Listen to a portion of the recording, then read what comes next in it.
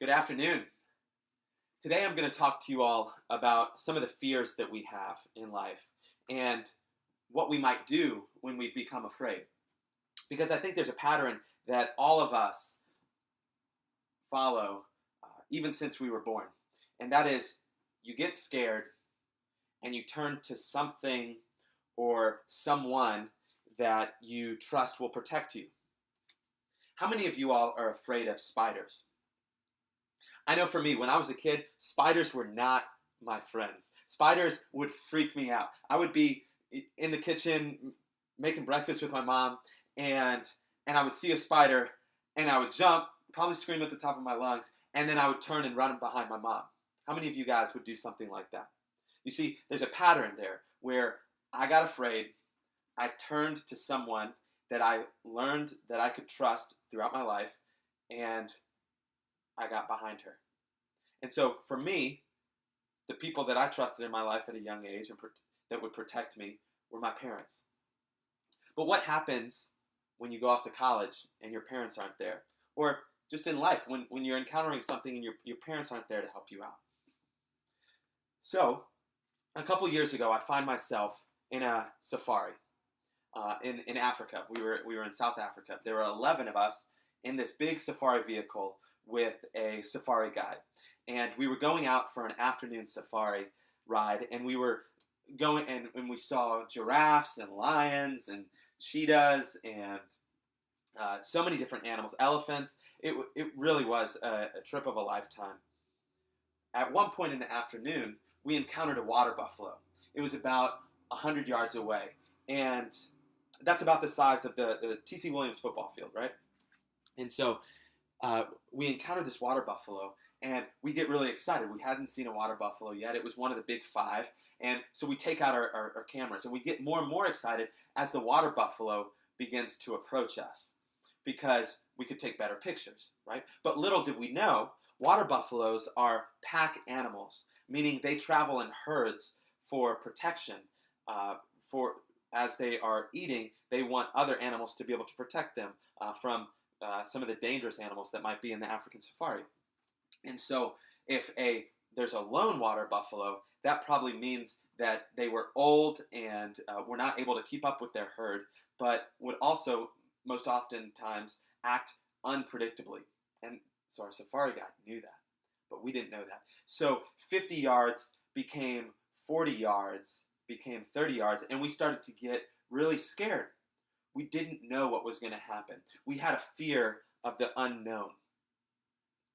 And immediately, the safari guide jumps up and he blows his whistle, scaring the water buffalo from coming any closer and ultimately having the water buffalo turn around and leave as they were not interested in us anymore. So crisis averted. The safari guide knew exactly what to do. He had been doing it for his whole life and was prepared, and we were protected. But what happens when there's not anybody there for you in a time of need, or when you're encountering something that you don't have an answer to and somebody's not there to protect you? I want you to lean in on that question as we open up the Bible to examine a story from it. So at this point in the Bible, there is a large crowd starting to follow Jesus. Jesus has healed a paralyzed man. He's healed a man with a withered hand. He's starting to tell some of these stories to these big crowds of people. He's starting to gain a following. And this is where the story picks up, because the people begin to ask, who is this guy? And if we're honest,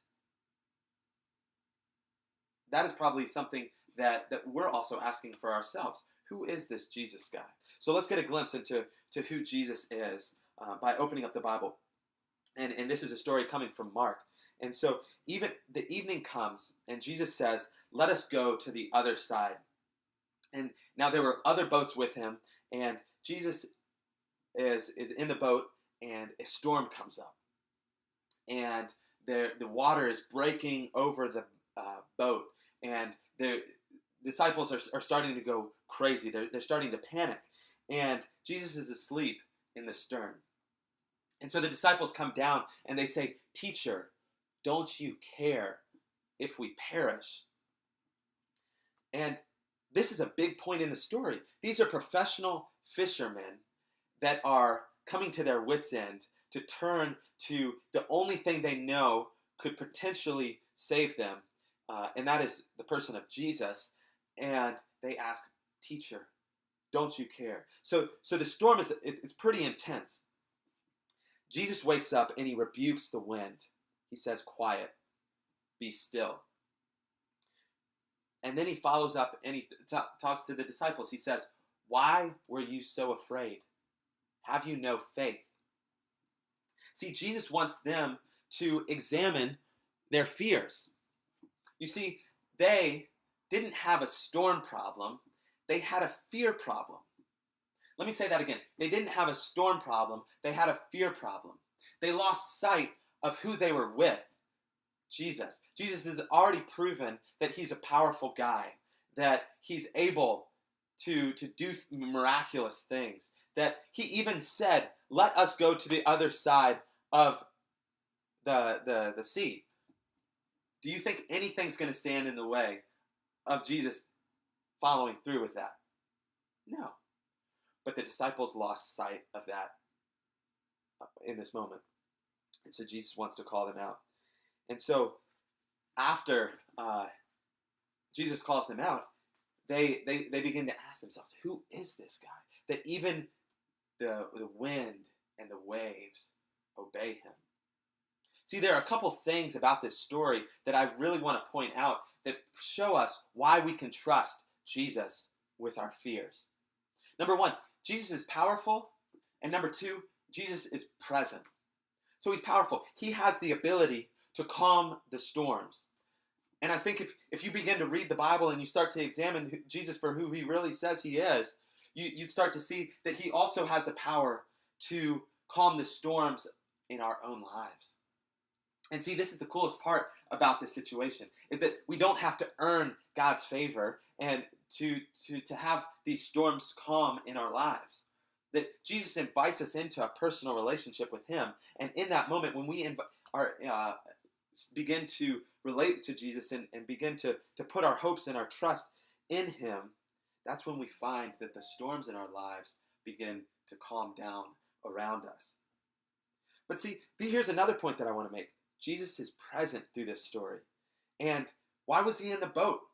What it's showing us, what this story is showing us, is that Jesus is always with us. And that's what he promises us.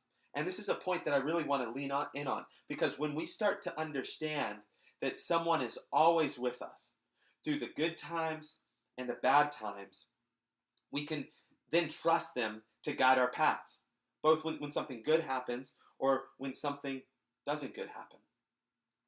For instance, how did I learn to trust the safari guide? See, he was a walking encyclopedia. He was powerful and he was present. He was a walking encyclopedia because what he was able to do was answer any question that I might have, anything that we encountered in the African safari, he was able to tell us about. And he was present. He was there with us in order to protect us and to save us when we encountered the water buffalo. And that really shows us that we could trust him. The safari guide was able to answer any question that we might have about the African safari. And he was also been doing that since before we were born. And now, this is something that's really cool, is that Jesus is able to answer any question. And he's able to face any fear that we might have. And he come alongside us as we face those fears. And he's been doing it since creation, not just since we were born. In Genesis, in the Bible, it says God is talking to somebody, Jesus, and he says, "Come, let us make man in our image." Who is our image? What is this us? That's God and Jesus, the triune God. In Psalm 139, it says that even before we were born, God knows the amount of hairs on our head. He created us so that we were fearfully and wonderfully made. We can trust him because he created the universe. We can trust him because he created you and he created me. And that's because he loves us. And he wants something for us. And I want you all to examine the relationship you all have with Jesus today. Is Jesus somebody that you ever turn to in life? Or do you have everything under control? You don't need God? Or is Jesus somebody that you only turn to in a time of need? Is he only your escape valve? Or is he somebody that you can trust to be your safari guide through life? I think this is a very important question to ask ourselves today. And it's going to have huge life implications. So let me pray for the food.